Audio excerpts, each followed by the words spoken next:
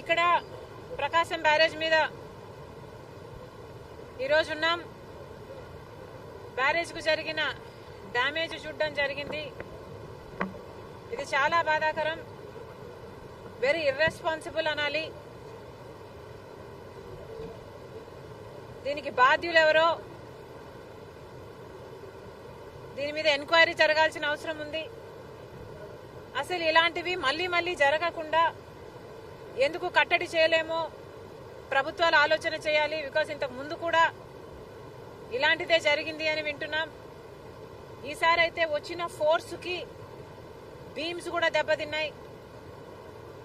ఇది సామాన్యమైన దెబ్బ కాదు. ఇంత హిస్టారికల్ బ్యారేజ్, ప్రకాశం బ్యారేజ్ కే ఇంత పెద్ద దెబ్బ తగిలింది అంటే దీన్ని చాలా సీరియస్ గా తీసుకోవాల్సిన అవసరం ఉంది.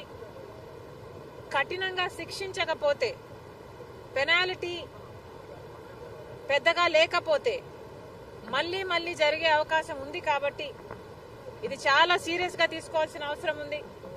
అంతేకాకుండా యాజ్ సూన్ యాజ్ పాసిబుల్ మరమ్మతులు కూడా చేయాల్సిన అవసరం ఉంది.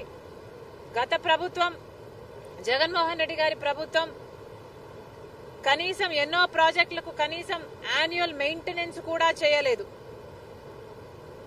రాజశేఖర్ రెడ్డి గారు కట్టిన ప్రాజెక్టులకు కూడా కనీసం యాన్యువల్ మెయింటెనెన్స్ కూడా చేయకపోతే చాలా చోట్ల చూసాం మనం. గేట్లు కూడా ఊడి నదులలో తేలడం చూసాం.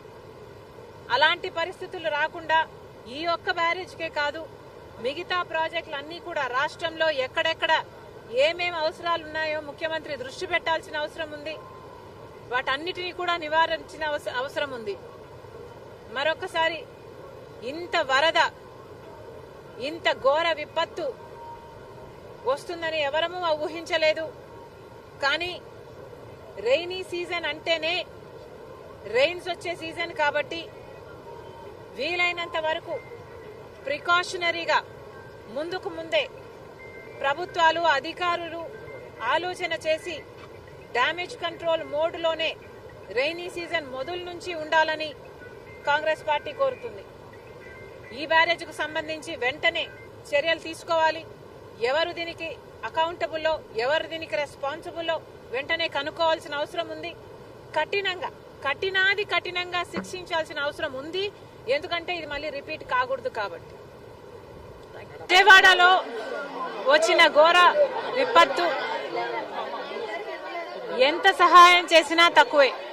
మాకు చేతనైనంత మేము చేస్తున్నాం, కానీ అసలు ఇది ఏ మూలకు సరిపోదు. ప్రాణ నష్టం జరిగింది, ఆస్తి నష్టం జరిగింది, పంట నష్టం జరిగింది. అసలు చాలా మంది ఇక్కడ ఇళ్లలో మాకు ఏ సహాయం అందటం లేదు. బోకులు కూడా కొట్టుకుపోయాయి, సామాన్లు కొట్టుకుపోయాయి, బట్టలు కొట్టుకుపోయాయి, తినడానికి తిండి కూడా లేదు, మా బిడ్డలకు అన్నం కూడా పెట్టుకోలేకున్నాం అని చాలా మంది చెప్పడం జరిగింది. ఇంత దారుణం జరిగితే కనీసం మోడీ గారు స్పందించను కూడా లేదు. ఇది ఎక్కడి న్యాయమని అడుగుతున్నాం. 25 ఎంపీలు ఆంధ్ర రాష్ట్రం ఇస్తే కదా మీ గద్దె అక్కడ నిలబడింది. మరి అలాంటప్పుడు ఇది జాతీయ విపత్తుగా ప్రకటన చేసి ఎందుకు ఏదైనా సహాయం అందించటం లేదు?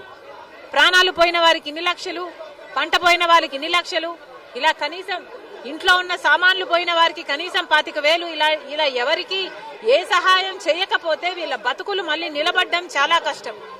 వెంటనే సహాయం ప్రకటించాలని కేంద్ర రాష్ట్ర ప్రభుత్వాలను డిమాండ్ చేస్తుంది కాంగ్రెస్ పార్టీ.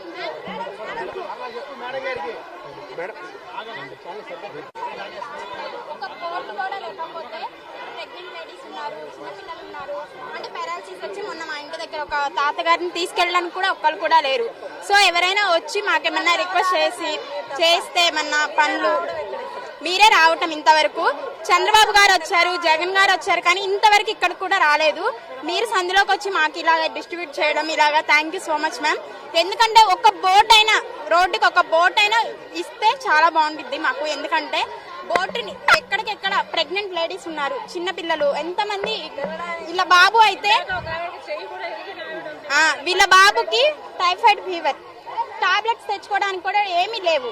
అన్ని అక్కడి నుంచి అన్ని వెళ్తున్నాయే తప్ప ఇక్కడికి ఏమీ రావట్లేదు. ఇదిగోండి బుడ్డోడికి సిలైన్ ఎక్కించారు, టాబ్లెట్స్ లేక ఏమీ లేక ఇంట్లోనే చేస్తున్నారు అన్ని.